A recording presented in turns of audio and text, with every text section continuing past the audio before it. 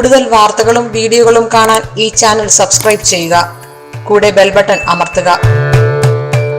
നമസ്കാരം. ഏഷ്യാലൈവ് ടിവിയുടെ എപ്പിസോഡിലേക്ക് എല്ലാ പ്രേക്ഷകർക്കും ഹൃദയം നിറഞ്ഞ സ്വാഗതം. 5 കാര്യങ്ങൾ ശ്രദ്ധിച്ചു കഴിഞ്ഞാൽ രാജാവിന് തുല്യനാകാം. അതിൻ്റെ വേറൊരു കാര്യം ഞാൻ പറയാം. ഞാൻ അല്ല നിങ്ങളാവുന്നത് എല്ലാം തികഞ്ഞു കഴിയുമ്പോഴല്ലേ. ഇപ്പം എന്താ 5 കാര്യങ്ങൾ എന്തൊക്കെയാണ്?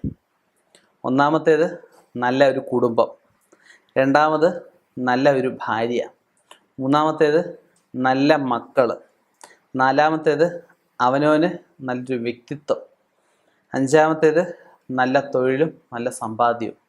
ഈ 5 കാര്യങ്ങൾ പൂർണ്ണമാകുമ്പോഴേ നിങ്ങളാവത്തുള്ളൂ, അല്ലെ ഒരു രാജാവിന് തുല്യമാവത്തുള്ളൂ. രാജാവിൻ്റെ കാര്യം പറയാം, എല്ലാം തികഞ്ഞ് നിൽക്കുന്ന ഒരാളാണ് രാജതുല്യനായിട്ട് നിൽക്കുന്ന ഒരാൾ. ഇപ്പോഴത്തെ കാലത്തൊക്കെ പറയാം മന്ത്രി എന്നൊക്കെ പറയാം, അല്ലേ? എല്ലാ കാര്യങ്ങളും തികഞ്ഞിരുന്നെങ്കിലേ ഉത്തമനായ ഒരു രാജാവ്, അല്ലെ ഉത്തമനായ രാജാവിൻ്റെ ഒരു സ്ഥാനം നമുക്ക് കിട്ടത്തുള്ളൂ. അപ്പം നല്ലൊരു കുടുംബം അല്ലേ പറ്റുമോ, നല്ലൊരു ഭാര്യയില്ലേ പറ്റുമോ, നല്ല സ്വഭാവമുള്ള മക്കളില്ലേ പറ്റുമോ, സമ്പാദിച്ചില്ലേ പറ്റുമോ? ഇതെല്ലാം ആവശ്യമുള്ള കാര്യങ്ങളാണ്. ഇതെല്ലാം വേണേൽ ആദ്യം എന്ത് വേണം?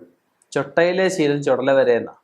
ചെറുപ്പത്തിലെ നമ്മൾ ഓരോ കാര്യങ്ങൾ ശീലിക്കുന്ന പോലെ, അല്ലെ നമ്മളെ വളർത്തിയെടുക്കുന്ന ആ ഒരു ജീവിത സാഹചര്യമൊക്കെ അനുസരിച്ചിരിക്കും നമ്മൾ വളർന്നു വരുമ്പോഴും നല്ല രീതിയിലാവുന്നത്. ചെറുപ്പത്തിൽ മോശമായിട്ട് വലുതാകുമ്പോൾ നല്ല ആവുന്ന ആൾക്കാരും ഉണ്ട്. അതൊക്കെ അവരുടെ ജാതകയോഗത്തിൻ്റെയാണ്.